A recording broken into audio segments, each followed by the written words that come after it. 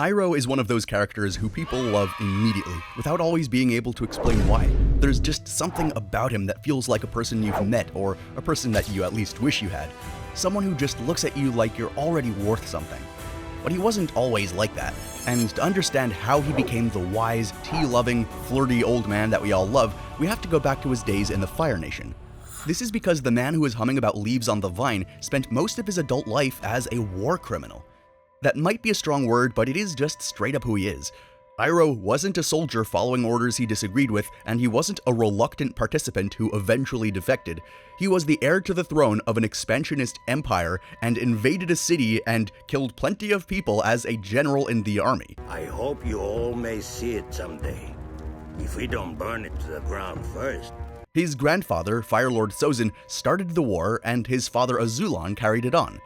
Conquest was the family business, and for most of his adult life, Iroh was the man holding the spear. He believed in the cause. He was a renowned general, the crown prince, the dragon of the West, a title that he earned by being very, very good at burning the world for the Fire Nation. Oh, and also lying about K-warding the last dragons to protect them. He was ruthless and capable as a military figure, but he did always have a compassionate side for his culture, his people, his soldiers, and his family, unlike his more power-hungry younger brother. However, Iroh's pride would be his eventual undoing.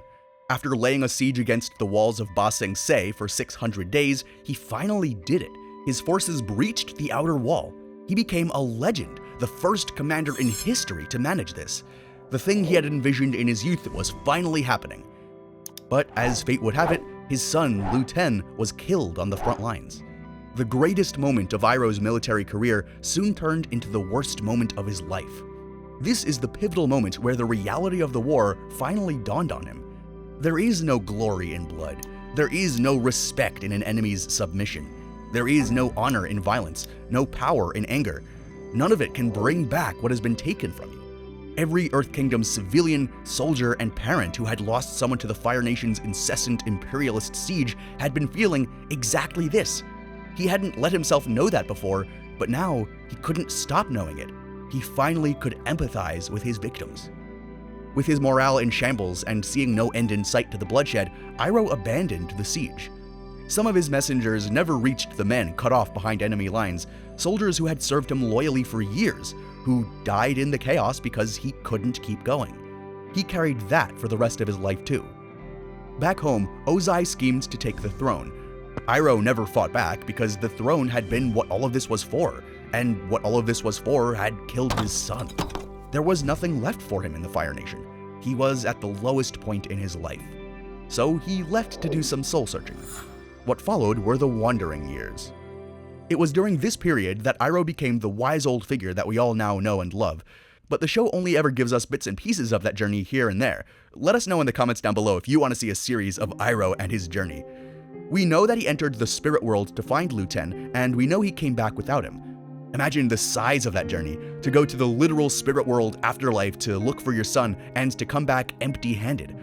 Whatever he found there, it wasn't his boy. He had to walk away from that too. But we do know that he at some point ended up joining the Order of the White Lotus, a society built on the principle that wisdom doesn't belong to any one nation. He became a Grand Lotus in the Order as well. For a former Fire Nation general, that's a kind of slow conversion over to the best of the best.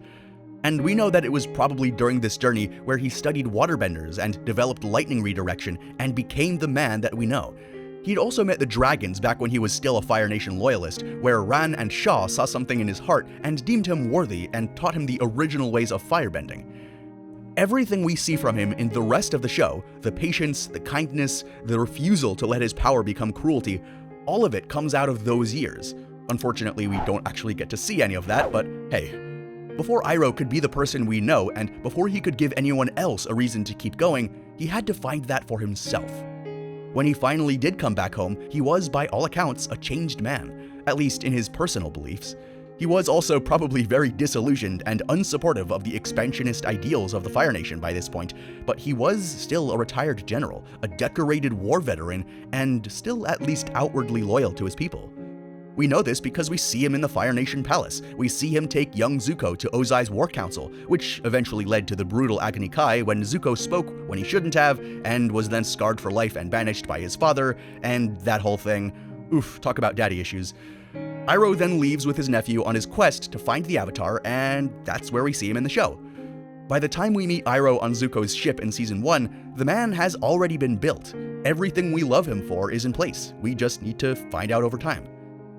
What he believes is hard to summarize without flattening it down. He's not a Buddhist exactly, even though much of what he says does echo Buddhist ideas. He's not a Taoist, although the lightning redirection technique is essentially Wu Wei made physical, strength through yielding, action through non-resistance, and redirection. He's not even a clear convert away from the Fire Nation, because he still loves Fire Nation things and people. His tea, his music, his memory of his son, his family. He's something stranger and harder to name, which is a man who has been forced by grief to think for himself about what a person is for. And the answer he's arrived at is built out of pieces from everywhere. It is important to draw wisdom from many different places. That sentence forms the foundation of his entire worldview. The willingness to draw from many places is the philosophy, because otherwise you basically limit yourself to living inside of an echo chamber. If you only get your ideals and your personality traits and your understandings of the world from a single place, you become a copy of that. So instead of trying to box him into one tradition, it's more useful to look at what he actually believes. 3 main convictions, each one a direct inversion of something the true believer would have taken for granted. The first conviction is the one underneath everything else, and that is, people are not tools. They're not instruments to play and manipulate. The Fire Nation had taught him to see other human beings and nations as resources, soldiers to sacrifice as pawns, subjects to govern, enemies to defeat, and after Lu Ten, that way of seeing things became impossible for him. He couldn't look at a stranger anymore without seeing somebody's son or daughter. The clearest single demonstration of this is the scene with the mugger in Tales of Ba Sing Se. Just some random guy who tries to mug him, and Iroh is still kind to him and tries to teach him how to do it properly. That whole episode deserves a full video in and of itself, but we'll focus on this specific scene. Now, Iroh could instantly kill this man with a pinky if he wants to, but he just disarms him, critiques his stance, and invites him to share a pot of tea. By the end of his conversation, the would-be mugger tells Iroh that he doesn't know what to do with his life, and that he's always wanted to be a masseuse, and that nobody's ever believed in him. While it is always best to believe in oneself, a little help from others can be a great blessing. Help from others. Not earned, not bargained for, and not contingent on usefulness. The young man in the alley is not someone Iroh needs to fix or convert or recruit. He's a person that Iroh has just decided to be kind to, because being kind to people is what Iroh does now, and is what a good person does. Not because it's required, not because it helps you in any way, but just because. He kinda does the same thing for Toph as well, who has the opposite problem. She feels that the people around her see her as weak and treat her too delicately because she's blind, and she hates it. There is nothing wrong with letting people who love you help you. Same conviction, different presentation. One person needs someone to believe in them and empower them. The other needs permission to stop proving that she doesn't need anyone. Iroh reads both of them correctly because he's not looking at either of them through the lens of what they can do for him or how to prove himself to them. He's just looking at them for who they are. The monk Thomas Merton wrote that in the truly humble, something strange happens. Even in the greatest sinners, they can see virtues and goodness that no one else can find. He wasn't writing about a cartoon character, obviously, and Iroh is a pretty extreme version of this concept, but he was describing the same disposition. A man who's given up keeping score, who has stopped defending the imaginary self that needed the throne and the title and the legend and the power and the ego, who finds that he can no longer rank people or place them as better than anyone else. He can only see them and understand what their struggles are, and that's it. Iroh has been emptied out by grief and filled up with something else. He gave up the throne. He doesn't care for his reputation. He doesn't care about being right or with proving himself as better. The imaginary self that the Dragon of the West needed to protect is long gone. What's left just looks at who's ever in front of him and asks what they need. Pride is not the opposite of shame, but its source. True humility is the only antidote to shame. Iroh has no legacy left to defend. He gave up his throne, he doesn't care about his reputation anymore, he can play the bumbling old fool and a fearsome one-man army whenever he wants. He knows who he is and he's content with it, so might as well put on any mask when he wants to. The second conviction follows directly from the first and is the one that Zuko has the hardest time understanding for most of the show. Power and strength are not the same thing. Iroh is, by most accounts, the strongest firebender alive, the only man other than the Avatar who could have beaten Fire Lord Ozai in single combat, and he uses that power, almost without exception, to do nothing.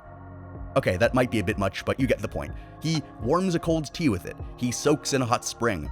The man who breached the wall of Ba Sing Se ends up working as a tea server in the lower ring of that same city, and he's happy doing it.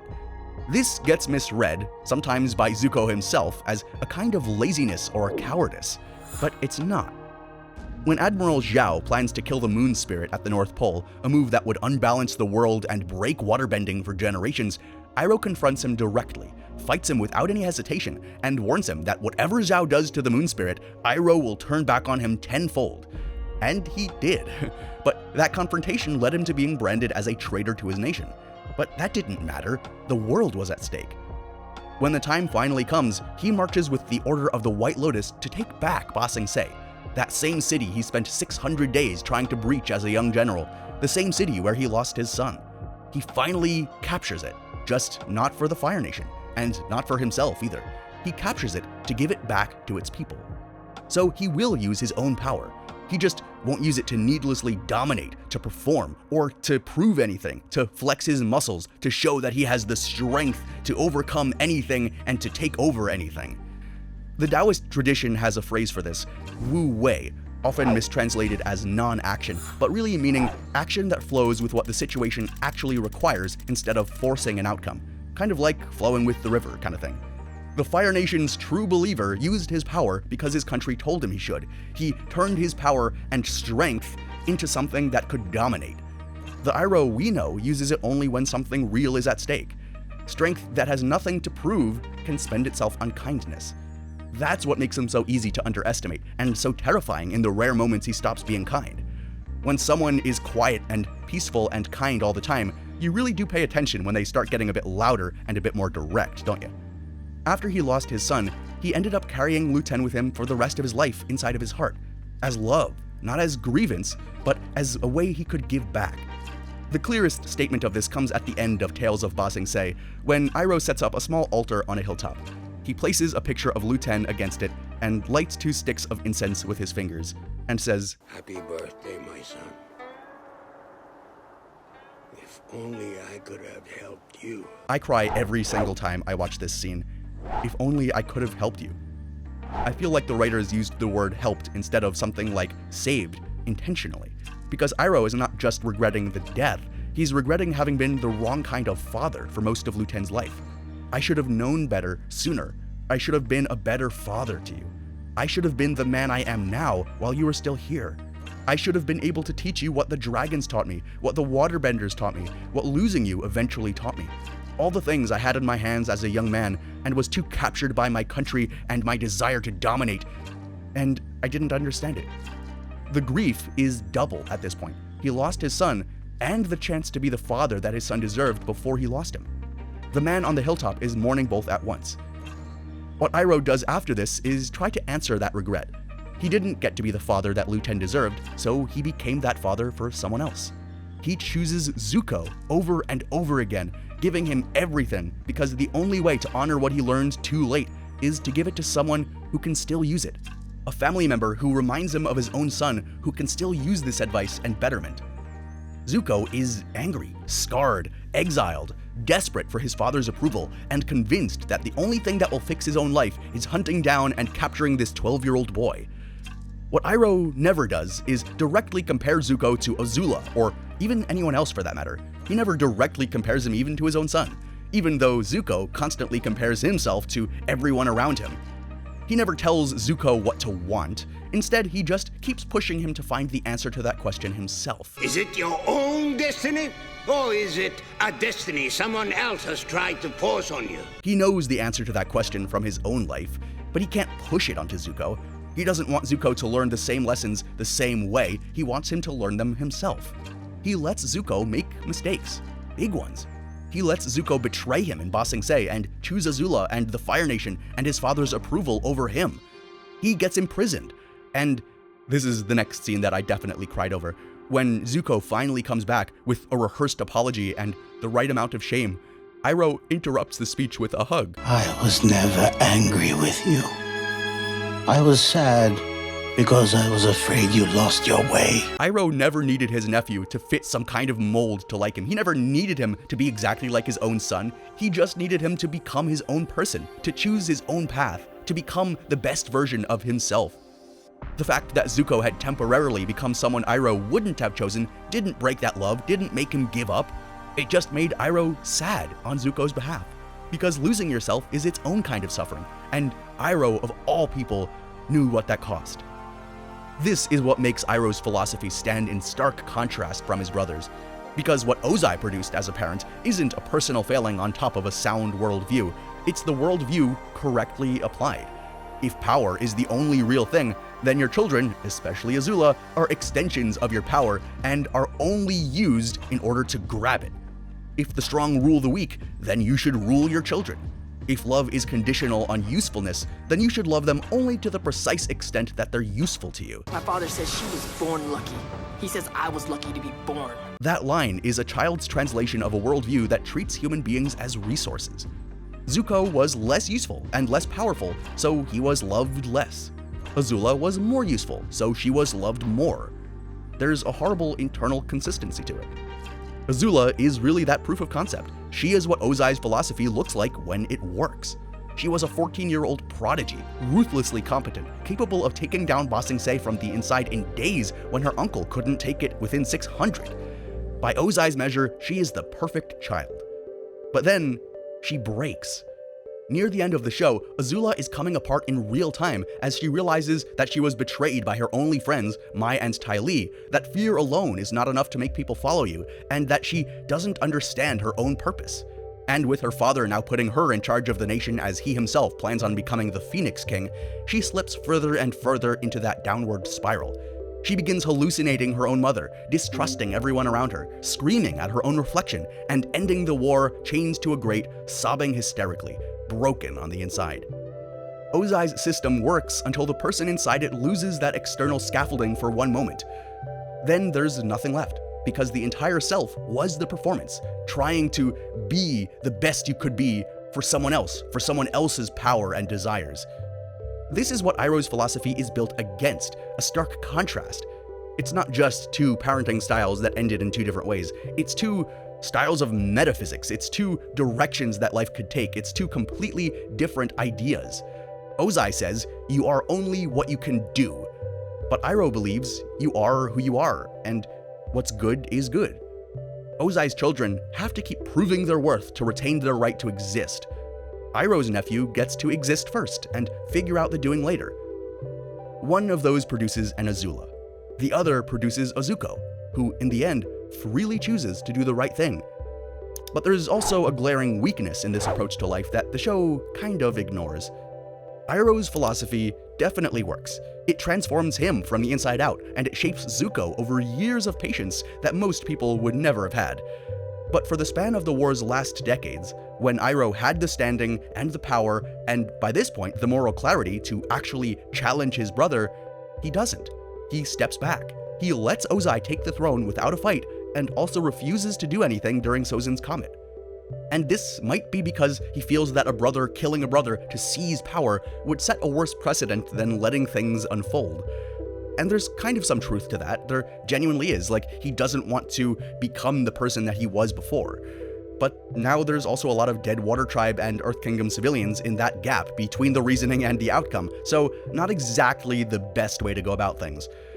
A philosophy built on individual personal transformation has real and beautiful strengths in what it does to the people inside your immediate orbit. But it also has real and uncomfortable limits when the machinery and the system around you is doing mass violence, and you're choosing, on principled grounds, to tend to your own small garden. A philosophy that heals things one nephew at a time is still a philosophy that heals things, still very meaningful, and is still the extent of what most of us could possibly hope to do.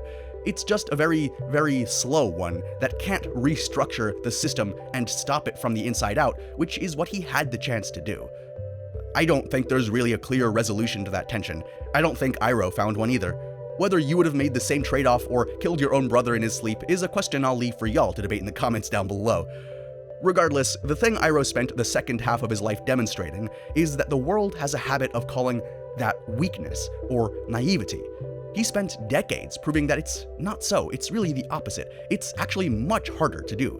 That's the thing that Ozai, with all of his power, could never do. Step back from it and tend to just the people around him. If you have an Iroh in your life, then definitely let them know how much you appreciate them and the kindness they give to you. And if you're trying to become more like one yourself, the honest thing to say is that you don't have to wait for something to break you open first. You don't have to wait for that grief to change you. Iroh did, but that was never really the point. It was just the initiation to that, but you don't need that grief to start that for you. The point is for you to let go of any grandiose ideas you've built of yourself in your head and to stop trying to put up the performance for other people and to make it legitimate. But be humble, be compassionate, find out who you are and what you're truly meant to do. Most people just never find out because putting down the performance feels too much like losing, like giving up. Iroh would tell you it's the opposite. It's a new direction. It's a new chance to become a better person. But Iroh is not the only character who got a second chance at life. Fry and Leela are also some characters who have some experience in that department, which we explored in the previous video. So like, subscribe, and then go check that video out. I'll see you there. Peace.